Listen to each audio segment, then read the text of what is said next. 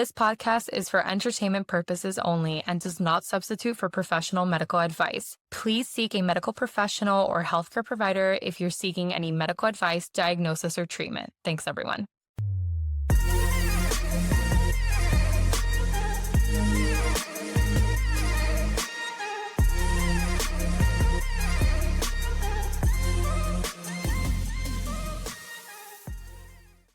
Hello. Hi. Welcome back. Jules and I literally just had a little chit chat for the last hour and a half. Yeah, it was like a therapy sesh that I didn't even know was going to happen, but I guess it needed to happen. Yeah. Because if not, this wouldn't be happening.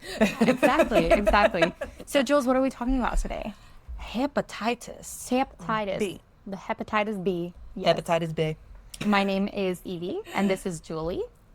Jules. I call her Jules. Julia. I love her name. But anyways, we are talking about Hep B today and its importance just because of everything that is currently happening. There's a lot of the Hep B vaccine and everyone perseverating on so much pushing and all of that. Yeah, and like just a lot of back and forth, people questioning why is it really needed? Yes. All that. So let's talk about it a little bit, see why it is actually needed and all that. And again, she's a pediatrician, so she's going to give you her first world hands-on why as well. Exactly. So.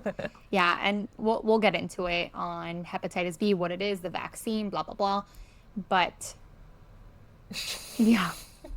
I feel like this is a perfect moment to add in that meme of the little chihuahua that's just like there, and then all this is catastrophe, like the bombs in the background. Woo! Things exploding. I can't tell you like all the things that are in my brain right now. I know, and you just went.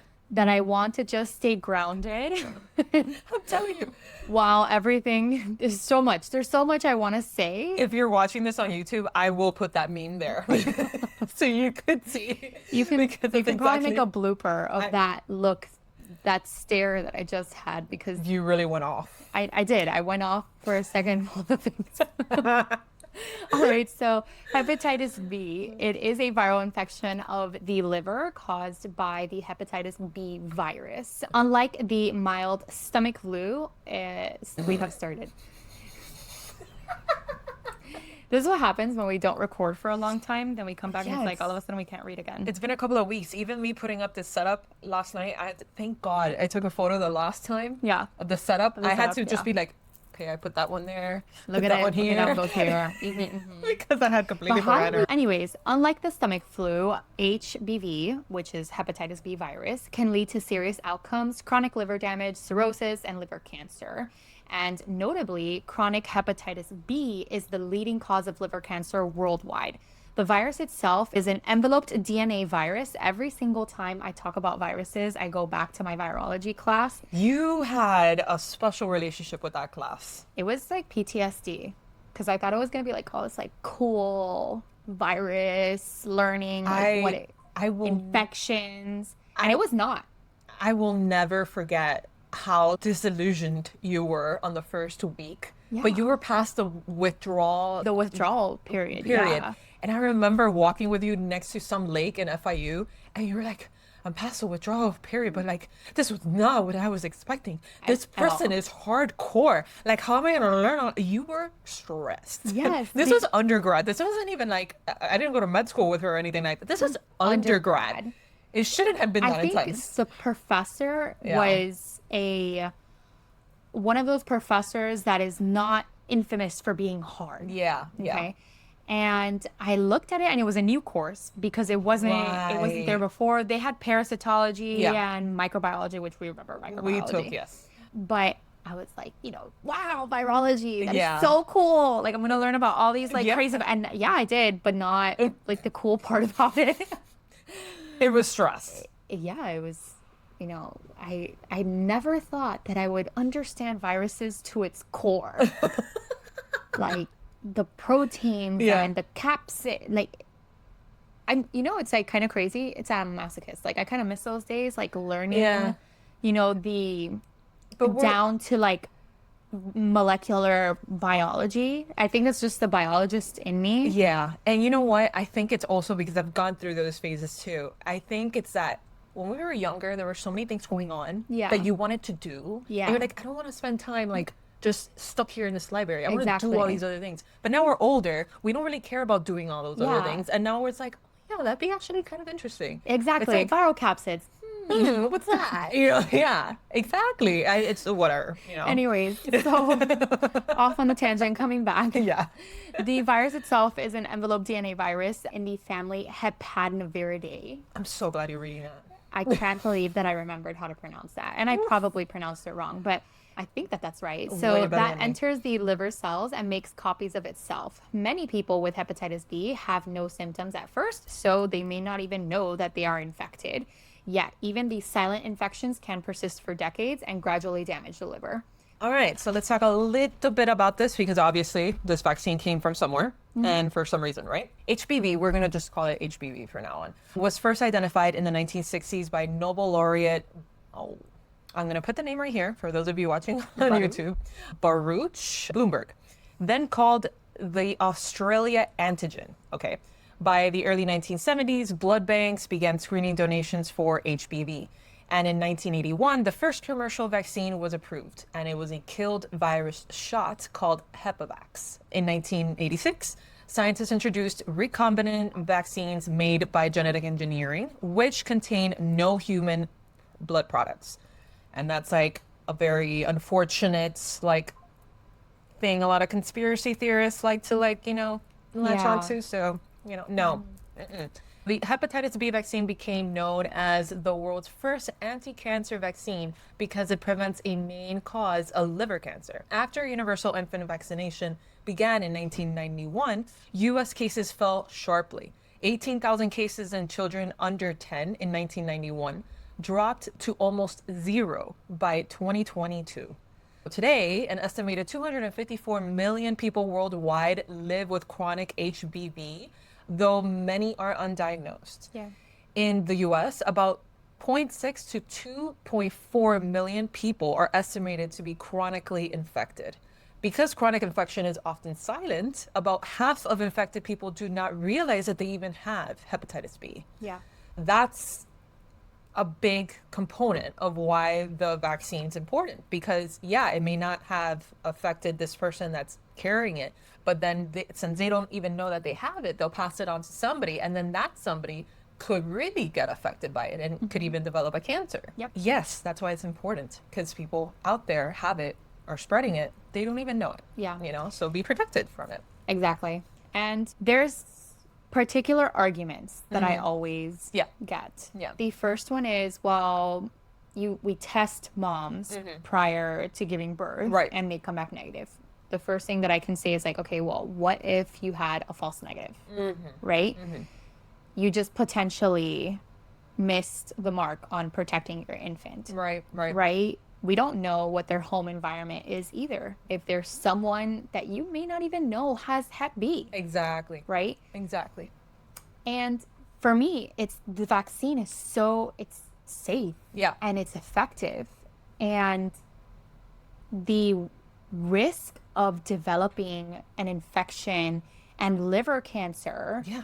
is, that benefit of the vaccine way outweighs the risk of getting that. No, I don't know if that's ever going to happen. Right. Right? Hopefully not. Yeah. But at least I know that I have that vaccine and my kids have that vaccine and I don't need to worry about it. Right. Right? Absolutely. And then the other argument that I get is always, well, it's transmitted through, sexual intercourse and IV drug use. And again, I understand that. Like, I understand that logic, right? But again, it's a public health initiative, right?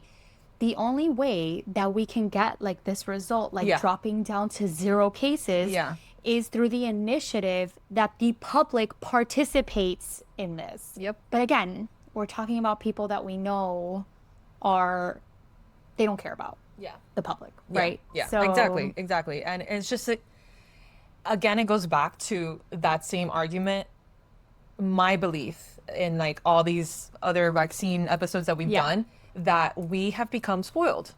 We've become spoiled by having such good public health initiatives that we've dropped down all these polio, now not so much measles anymore, but hepatitis B and whatnot, and rubella and pertussis and all those, like, we've dropped them down so low that people don't even know what they look like or anything like that. So the public has become spoiled, and they're like, oh, why are we getting this? It's that bad, or you don't really die from it, or this and that. And it's just like, You've never seen someone with liver cancer. It really sucks. exactly. So I really think that people have just not experienced it, because the people that did, it were generations prior. They're already gone. That experience is already gone. And that's what we're spoiled. I just had this conversation with one of my parents, and her and we actually get along very well. Yeah. But and I like it. You know, I actually enjoy having these awkward conversations because I think they're so important, and it's just another chance that I have of like debating that, and then maybe potentially like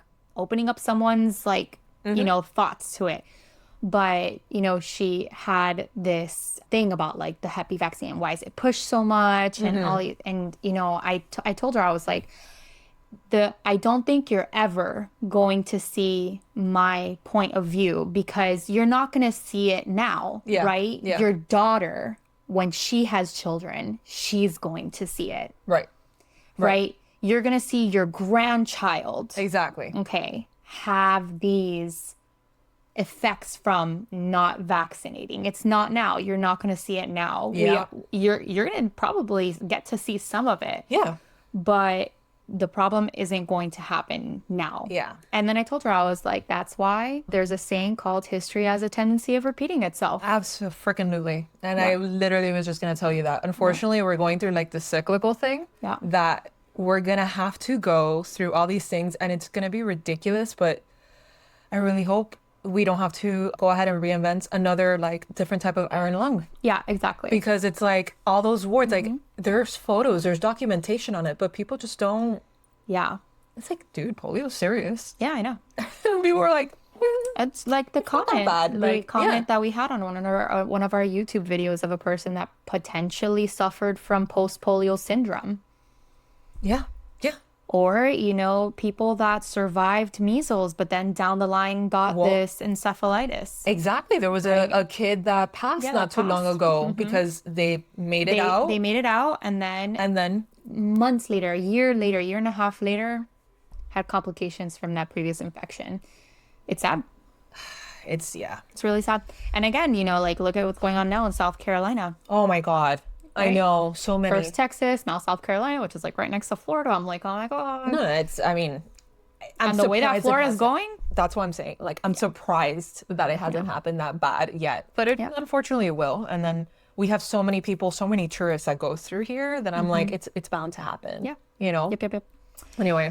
Anyways, so let's talk a little bit on how hepatitis B spreads. So HBV is found in infected blood and certain body fluids. It passes most efficiently from mother to baby during childbirth, which is one of those reasons why that initiative was to get them vaccinated before 24 hours of life. And also, if mom tests positive, we do more than just that. It's not just the vaccine, but again, that public health initiative, right? To make sure that we made sure no baby got infected with hepatitis B. It can also be transmitted through sexual contact with an infected partner, sharing needles and syringes. This is commonly, when we refer to as IV drug use, or even tattoos or piercings is another route. Healthcare exposures is another big one for those medical students out there, nursing students, anyone going into the medical field. That they measure your Hep B titers.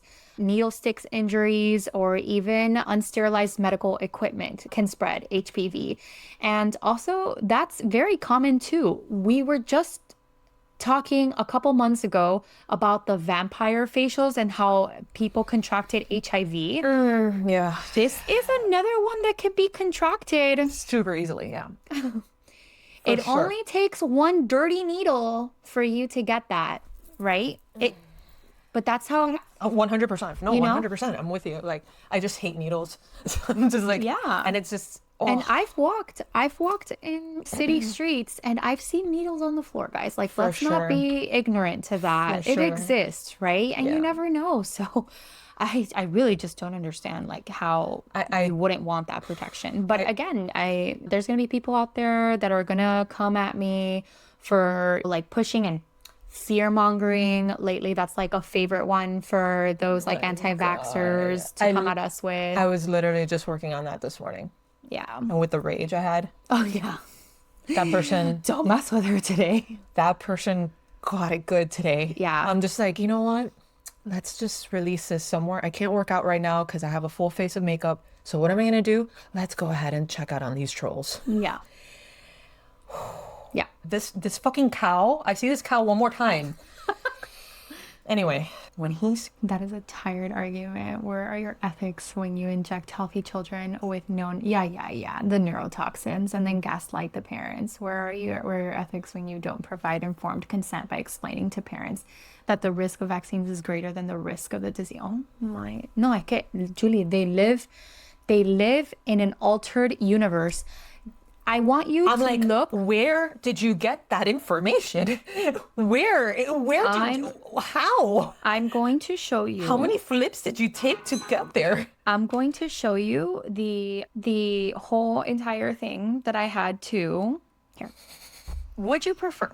Oh, This guy. Over 95% of polio cases were asymptomatic. Thinking about the Oh my God. Google. was not- just that was simple number Google one. search. You don't even have to go that far. Right? So I literally, and I hate how this doesn't show the comments like in order. order. Yeah, I know. So- Instagram does the same. I'm waiting for you, like, where are your references? And then, so he posts these things. He literally took one sentence from a PDF of like Iowa State, their health department, one line, right? So I told him, I was like, Took it out of I context. took it out of context. I was like, you took that out of context. If you read the whole entire thing, and then It's always without a profile photo. yeah. Every No, time. but then he was like, he or she, I don't know. I think Yeah. it's a she. But she was like, oh, and if you didn't like that one, let me post this one from AAP News, okay? So American Academy of Pediatrics yeah. News, right? On how the immunization, Yeah. the oral poliovirus Right. immunization, you know how it has the potential to shed in the Yes. feces, so then in under-vaccinated areas, it can spread. Exactly. She didn't understand that.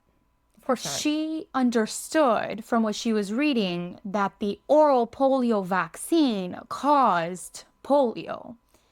So I was like, and then I explained that to her, and then I was like, you should check out our episode where we actually discussed that. Exactly.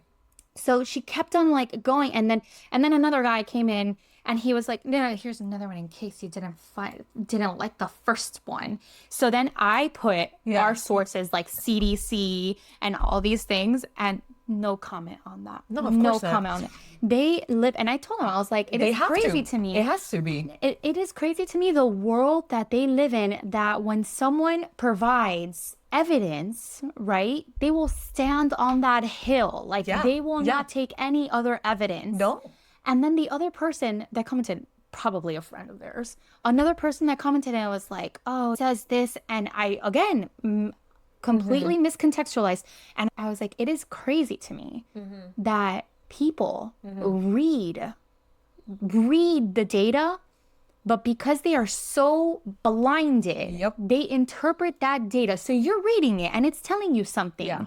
but you interpret it completely differently, literally like RFK Jr. That's where everything bases off of. So then look at what I sent him. Oh my God. Wait. That was the last bit. I'm like, I'm gonna You keep repeating shut this. Yes. True placebo. There's a repeat argument or refusal to understand how clinical trials are designed. Yes. Good. And of course, he didn't respond. I'm like, it is not. It's a problem. Okay, that you're spreading this information just because you don't understand what you're reading. Exactly. In other words, that's literally what I told him. Because he and the other one, the cow, kept on like, oh, but you guys are misleading and you guys are trying to push cow. something. Yeah, the cow. I just It's realized. just a cow. I'm like, I'm arguing with a cow? Yeah. You know, that's what I'm arguing with. And then he's like, no, but you can't.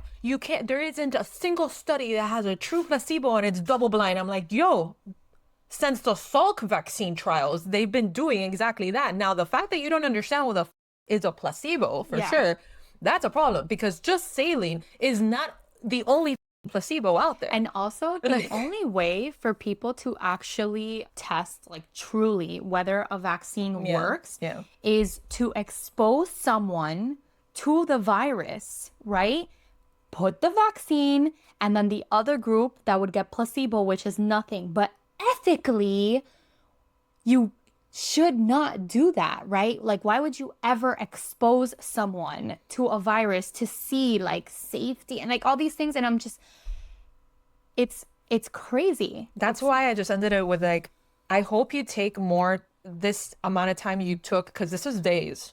This has been going days. There was like 45 replies in that thread. Okay. This has been going on for days. And I just ended it with that. I'm like, I hope that you take this amount of time that you spent with arguing with strangers about proven facts that are very easy to Google. Okay. I'm not telling you to go to a library or you know, buy access to the PDF of the article or whatever. No, just Google it. It's there.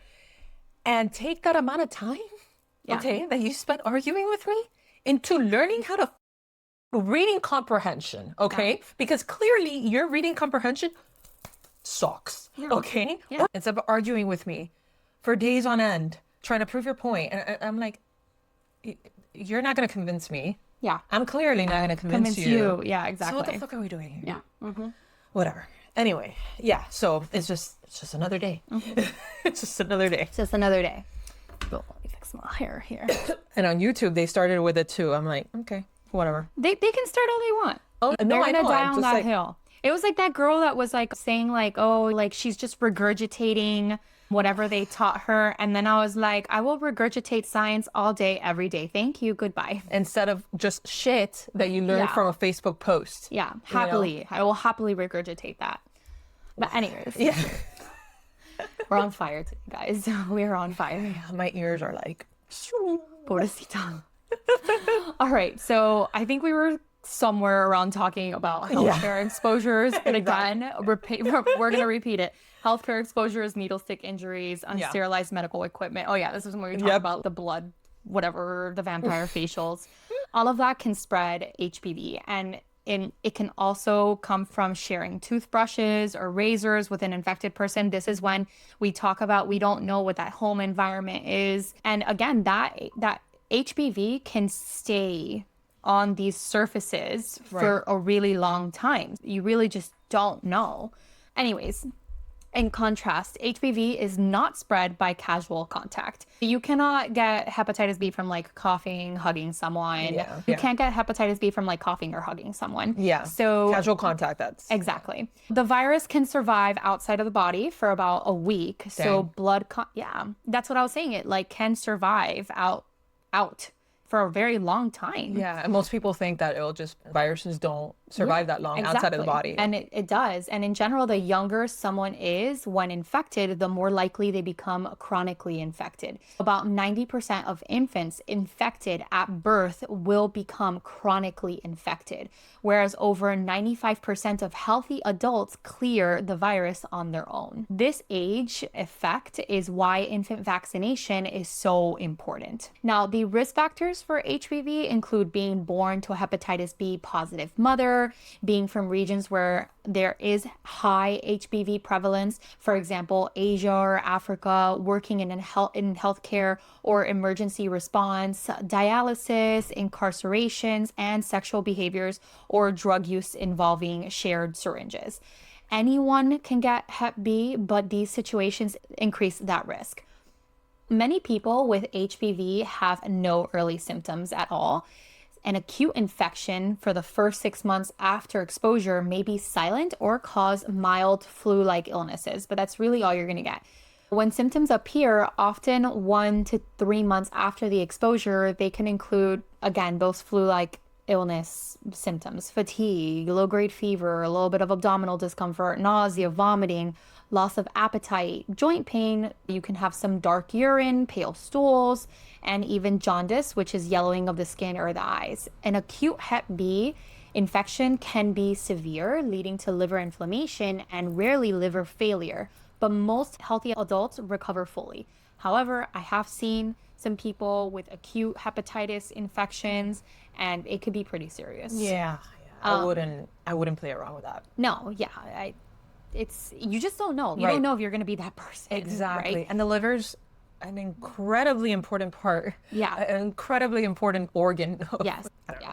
All these people out here like talking about like glutathione and how important glutathione is in the liver, blah blah blah. And here we are. You have a vaccine that's can save you from a severe liver disease. I don't get it. I don't either. I thought, but I didn't. You know what's a very, it's such a hypocritical thing, and I think I put that up on our threads. Trump, RFK, all of RFK's kids, They're all vaccinated. everybody's vaccinated. Yeah. All of them. So Yeah. again, that necropolitics. Yeah. Because I'm like, why are you trying so hard When for other I- people not to get vaccinated, but yet you are? When I heard about necropolitics, and what was the other one that I had mentioned? Biopolitics, maybe something, or something like that. But it like Yes, yeah, biopolitics, something like that. yeah. And then you really look, and you're like, these conspiracy theorists aren't like taking a step back and really looking like, hey, why are they getting vaccinated yet They're the ones that are saying don't vaccinate. right, and you're listening to them. Yeah. So make that there's Make that make a sense. connection there Yeah. of why that is. Yeah. Like, why is someone telling you not to get vaccinated, but they got vaccinated? That's the part. And they continue to get vaccinated. That's the part that I will never understand with all these anti-vaxxers. That they're like And- listening to these people that are vaccinated. Yeah. You know, it's like, There was that CNN reporter too. I think she was from CNN, some journalist Mm-hmm. or a reporter that she asked DeSantis. She was like, "Are your kids vaccinated?" I think she was from Tampa Mm-hmm. or something. She's like, "Are your kids vaccinated?" He passed the ball Mm-hmm. to Ladapo, and then Ladapo came in and he was like, "I'm not gonna entertain like this rhetoric or whatever. I don't." Yeah, and I'm just like, interesting. yeah. Interesting. She's asking you a simple question. Exactly. Are you or are you not? Chances are that you are. You are. Exactly. Yeah. And they had to disclose, because Trump's a president, they had to disclose that Yeah. he got vaccinated. He even got vaccinated for the COVID-19. Yes, I saw. Yeah. But God forbid a baby gets a vaccine. It's like, how do you guys not put those dots together? Girl. So if HBV infection does not clear after 6 months, then it does become chronic. Chronic hepatitis B often shows no symptoms for many years, yet the virus can quietly harm the liver over time. And over decades, chronic HBV can cause cirrhosis, which is scarring of the liver tissue, and hepatocellular carcinoma, which is a primary liver cancer. Primary meaning it originated in the liver, not metastasized to the liver.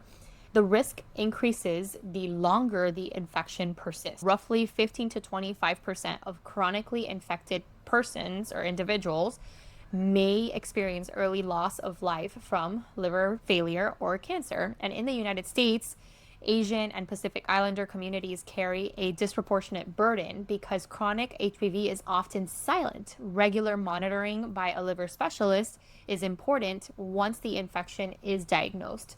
Now, doctors check liver enzymes, viral loads, and liver health to decide if and when the treatment is needed. I don't think people know how prevalent it is, and it's silent. Yeah. That's like a big factor that people don't Yeah, know. it's not- But anyways, prevention, vaccine, and beyond that. The single best way to prevent hepatitis B is vaccination. Yes. The hepatitis B vaccine is safe, effective, and near 100% protective after the full series. In the US, the CDC recommends that all infants receive the first dose at birth, followed by 2 more doses in the first year of life.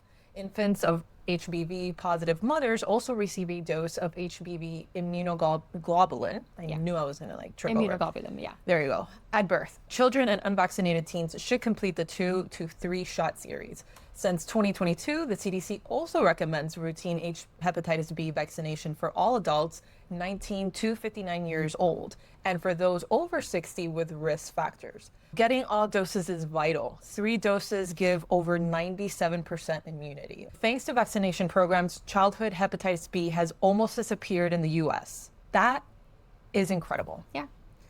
In 1991, there were about 18,000 cases in kids under 10. By 2022, the rate in youth was under 0.1 per 100,000. Yeah. That's such a drastic difference. Point one is practically nothing. You have to put in there for statistics purposes. But anyway, globally, about 97% of countries now vaccinate infants against HPV, reducing new infections and future cancers. Other prevention measures include treating HPV positive pregnant mothers with antivirals to protect newborns, safer sex practices, of course, and avoiding shared needles. Public health efforts also promote blood and organ screening because, of course, I mean, that's a huge component. Yeah. You can live a normal life with hepatitis B, but do not ignore it. If you have never been vaccinated or do not know your status, CDC advises screening all adults at least once. High-risk groups, for example, healthcare workers or people born in high endemic countries, should test regularly, period. Like she had mentioned earlier about med students and residents and whatnot about getting your titers done. And even me, let's just say I were to go, I don't know, overseas to a place that had high HPV, I would highly consider just getting a shot. Yeah. Yeah. Again, accidents happen. Like you may just like step on something or whatever that maybe. You just never know. You don't. Right? And you don't. It's part, when you travel, you should always take a look at the CDC travel advisories, and it tells you like what you 100%. should need, what you don't. And like if I went to a place and it said that there is high prevalence, I would highly consider getting a booster. Absolutely.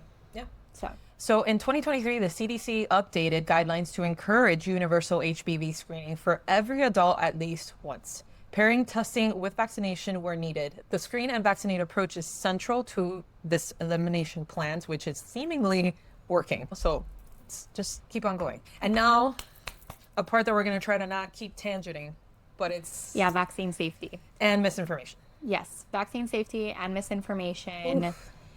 And I'm going to try not to get emotional. People kind of like it when you do. I do have that side to me. I know that like people have heard it before, and our point of our podcast is just to make things like more easily understandable. We actually have this really amazing follower, and she messaged me. Oh yeah? Just like asking me like a general question regarding this, and she was just very sweet. And in the end, she was like, I love your podcast. And I've been following you guys for a very long time. She's very sweet. Yeah. But anyways, let's talk about vaccine safety and misinformation. Yes. Despite strong evidence, the hepatitis B vaccine has been pulled into today's vaccine debates. And if you've been living under a rock, let me just update you. Yeah. Everyone and their mother is talking about how bad, pushing infants to have this hepatitis B vaccine is, and that the shots cause autism or causes some neurological disease. No, and now, again, this is in the US, by the way. Yeah, stay on track, Yvette. But I'll tell you a story after. Now, the leading experts emphasize that there is no evidence that the hepatitis B vaccine leads to autism or a risk factor for autism. And there are no credible links to multiple sclerosis, which is another thing. Now, that one was new to me. I hadn't heard of that one before. I actually hadn't heard of that one either. So I was like, great. Wow. Another one. Another leap. Yeah, another leap. Exactly. It never stops. No, it doesn't. Now, the modern HPV vaccines are made of non-infectious protein pieces, not live, so they cannot cause hepatitis, which is a big fear of a lot of people, saying that if you get vaccinated that you're going to get the disease. It's not how it works. Right. Decades of research shows that serious reactions to hepatitis B vaccinations are very rare, okay? Very rare. Reviews find no link between the HPV vaccine and multiple sclerosis and no increase in autism risk. Side effects are usually mild, soreness, a little bit of a fever, maybe, probably not. By contrast, HPV infection can cause severe liver injury, cirrhosis, cancer. The risk from infection far exceed that vaccine risk, which is what we had said before. We've said it multiple times. Yeah. But again, multiple people, their little keyboards.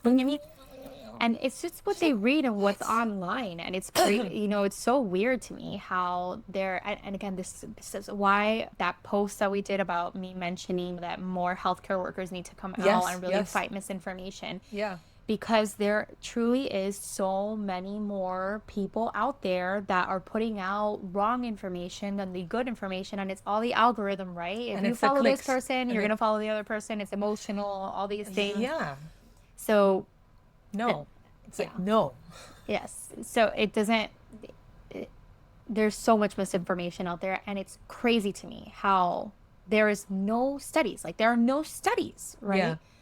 On this misinformation, like anything linking that, but there is studies done about safety and effectiveness, and you're choosing to turn the other way. Exactly.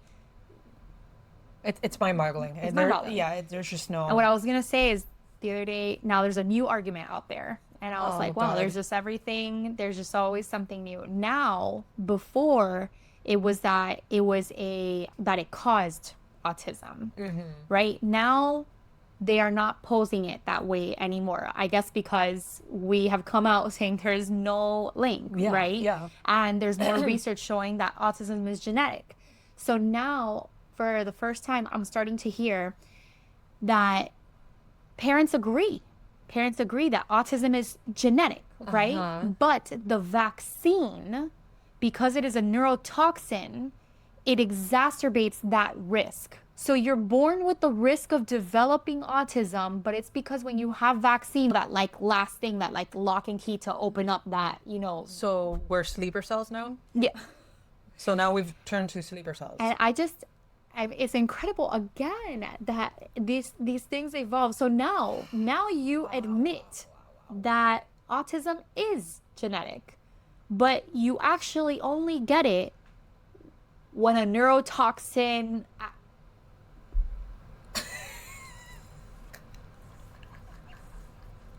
I have no words. I have no words. I just stared at the parent, because what do you like? You know what's an actual toxin and people don't care, and like these anti-vaxxers still get it done? Botox. Oh yeah. Don't even get me started on that. But We're talking about neurotoxins, right? We're talking about these toxins, and I'm like, Botox. It's literally in the name. Botulinum. I can't say the name. Whatever toxin. Botulinum toxin. Yeah. It's in the fucking name. Yes. And everybody's okay with it. And like these celebrities like coming out with their faces like that. Yeah. And then they're like against vaccines. I'm like, your face is a toxin right now, bro. Like you're full of toxin right here. Like right there. it's right there. You know what? It's just crazy. The mind, like the way that they interpret these things and they manipulate it in their minds is something to be studied. Honestly, now I'm starting to hear that, so I can't wait to hear how that's gonna spin off. I'm waiting. I'm waiting to scroll through my feed and see what's the next crazy. So they have the ability to think that deeply about it, to make those connections. No, I think it's that they can't argue the fact that there's studies, twin studies, and all these. Check out our autism episode. Yeah. There are multiple studies that we know is showing that this is more genetic. Now I feel like they can't ignore that anymore. So now it's like, oh yeah, it's genetic, but it's like exacerbated when you get this vaccine. They're freaking sleeper agents now. Well, I just stared and I just answered with there's no neurotoxin. Yeah, let's just start with that. Yeah, there's no neurotoxin. And it's like I agree. I agreed to that first half of your sentence. The second half, there is no neurotoxin. So then, but if you're saying it like that, then anything in your life, even if you decide, then like, let's say that's real. Let's go ahead and entertain your very twisted belief here. Then that means that anything in your life could trigger it too. Which at the end of the day, like we don't know that, right? Like when you actually think deeply about science, it's like there's still so much that we don't 100%. know, right? And we do feel like there may be some things affecting like what we call epigenetics. Yeah. Right. Yep. But it's crazy that they took that neurotoxin part, and now I'm sure that there's someone online being like, there's a gene, right? And this neurotoxin builds up right here and then like injects itself. I'm seeing it. I'm seeing it. God, people, a lot of it is that people are bored. A lot of people in this world are No, bored. they just have too much time. Yeah. On They have too social much media. time on their hands and on social media, and it's just Yeah. a lot of people are bored. It's But like you're a cow person. just like the cow. That's why I told him, I'm like, if you could just invest this time a little bit better, Just a little bit more. maybe you could get something valid across. you know? Yeah, and these same parents, I feel bad because at the end of the day, like, they are victims of this misinformation. And then their next question is, well, we are planning on, starting at 6 months. I don't know where they got the magic number 6 months, but that's what they said. We are planning on starting vaccinations at 6 months. But which one do you feel is more important? So now, Oh, boys.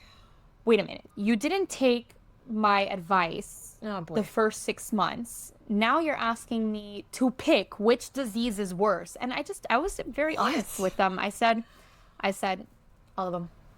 All of them. Hence why there's vaccines for them. I literally laid it out. I'm like, Hep B, what am I worried about there? Liver cancer. That's a problem. Polio, paralysis. That's a problem. Hib, you could literally stop breathing. And intubation, meningitis, pneumococcal, same thing. Same thing. Measles, Yeah. let's go down the list in But that they one. want it. They're like, but which one do you feel? And I'm like, can't say. There are vaccines created for them because they're that bad. It's not like a throat tickle. I know. And honestly, I'm not going to partake in this like whole entire conversation of which one is more important because God forbid there is a day Yeah. that something happens Yeah. and they will come back. They will come back. And even though they sure. were the ones that did not vaccine, they will come back and say, but you said this one was more important. 100%. Oh, absolutely. Yeah. Without a doubt. Immediately. That'll be like the first thing they do. Yeah. Oh, hell no. Anyways, policy discussions sometimes raise concern about the changes to newborn vaccination recommendations. If a birth dose were removed from the schedule, insurance coverage could be affected, and that's a real thing. Whatever recommendations change, trust me, insurances are going to change their coverage. Public health experts warn such changes could undermine this progress, right? And the key point remains the same. Everything relies on science when shaping vaccine policy. Getting the Hep B vaccine at birth and on time prevents lifelong disease. It's just like, we're talking about cancer here. Isn't everybody trying to like look for a cancer cure? And I also look at it from a healthcare provider, right? Definitely the vaccine, it's protecting you from your complication. Right. But now let's think about it, me as a baby, or like I probably didn't get it as a baby because we were born before that happened. But whatever, I ended up getting my Hep B vaccines, right? And then in medical school, I'm pretty sure my titers were low. I had to check titers and I had to get like a booster or whatever. Yeah. So I got a booster. That means that I am less of a risk of contracting it and giving it to someone, to spreading it. Can you imagine you're a healthcare worker and Oh, God. Then you're just spreading. so if I had that one little shot, if I had that one little shot that would decrease me giving it to someone else, give it to me. Give it to me. What can I? Yeah. Anyway, so treatment and outlook. There is no complete cure for chronic hepatitis B as of today. And that's why the vaccine is like, it just doesn't make any sense to me. Why wouldn't you get the vaccine when it could prevent something that has literally no cure right now? Yeah. As of October 2025, there's no cure for it. But there is something to prevent it. But treatments can control it, right? For acute HBV illness, care is usually supportive, rest, fluids, and nutrition. And then you hope that it gets better. For chronic infection, doctors may prescribe antiviral medications such as Tenofovir or and entecavir. I think that's, you say entecavir. that suppresses viral replication. These drugs often are taken daily and do not eradicate HBV, but they prevent liver damage in most of the treated patients. People on therapy require regular specialist follow-ups as well. Preventative care also includes avoiding alcohol and other liver toxins to reduce additional damage. So you have to do a very different lifestyle change, okay? You can't just be drinking anything. It's beyond alcohol. It's a lot of things. If cirrhosis develops, patients may need more intensive management. And in rare cases, a liver transplant is even considered. Research towards a near cure is active. New therapies are in development, like, for example, experimental therapeutic vaccines and antibody treatments aim to boost the immune response against HPV. One advance under study is the GIGA-2339, which is a lab-engineered polyclonal antibody therapy in early human trials that showed high potency in preclinical tests. These approaches could one day maybe provide a functional cure, long-term control without ongoing therapy. Yeah. For now, These therapies are super expensive, by the way. that's the other thing. Yeah, people are just like, well, but no, it's very expensive. for now, lifelong management is common for chronic HBV. Progress is real. Vaccination and better care are reducing new infections and mortality.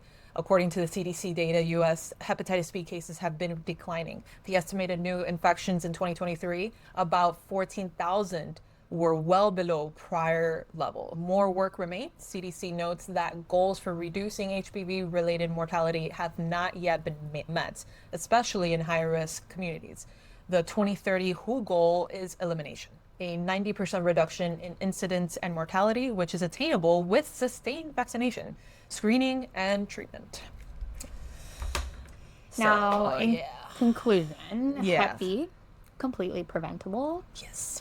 It is manageable with modern medicine, but preventable. And it's we have a manageable. vaccine for it. Yeah, and it's manageable, but you could get liver cancer from it. Like you could. You just don't know that complication. You don't know, You don't. like, what. That's what I'm saying. Like you could, but like everybody's always fighting against cancer. This is something that you could really, really fight it off, and it's debated. Yeah. That's astonishing to me. That's one thing that I will never understand when it comes to these debates. It's like we're always looking for a cancer cure. It's like the Gardasil. Yeah. That's the other one for cervical cancer. We know that it could prevent these really devastating cancers. Yeah. There are people that choose not to do it. It's unfortunate, but Yeah. these are the facts, guys. And as always, I always source all of our sources. Everything that I've compiled this information from is always listed under in the description in the video version of this episode, because in YouTube I have more space to put the plethora of sources. If you really want to know, go there. There's going to be a massive list in every episode. Huge. Again, I can't even put it on the audio version because I run out of space. So go to YouTube. Thankfully, I'm under the 5,000 character limit there every time to put it. So go down there. All of those sources is where we're getting this from. And then we're just presenting it in a way that we hope is easier to understand. And maybe you learn something different from it. Of course, we welcome comments and all that stuff. I mean, I'm currently right now going through a conversation with a cow. So that's okay. These are things that we do. It happens. It's always the people that either have no user face, like no profile. That's Yeah, or they have that username that's just like numbers, like user blah blah blah blah blah blah. It's always, those are always the treats. Yeah. They're and in this case, it's a cow. I was like, this is a new one. This is a new one for me. I'm arguing with a cow. But anyway, otherwise, we do engage. We do all that. Follow us on all forms of social media. Funny Medicine Podcast on all social medias, Facebook, Instagram, Twitter, Threads. Threads is great. All of that. She's also on socials now, and that's Dr.Peds, Dr. G Peds. Dr. GP, yeah. So I don't even know my own handle. Dr. G Peds. Yeah, Dr.GPeds. There you go. You can find her there. Jules, J U We're L always Z collaborating, so you can look me up. pretty _ easily. Kaz. You can find us anywhere, and we're there. Subscribe, comment, do all those lovely things. Thank you guys for tuning in, and for all of you guys that are always like supporting us. Thank you guys. Yes. You guys are awesome, and we're here every Tuesday, and we'll see you in the next one. Bye. Bye.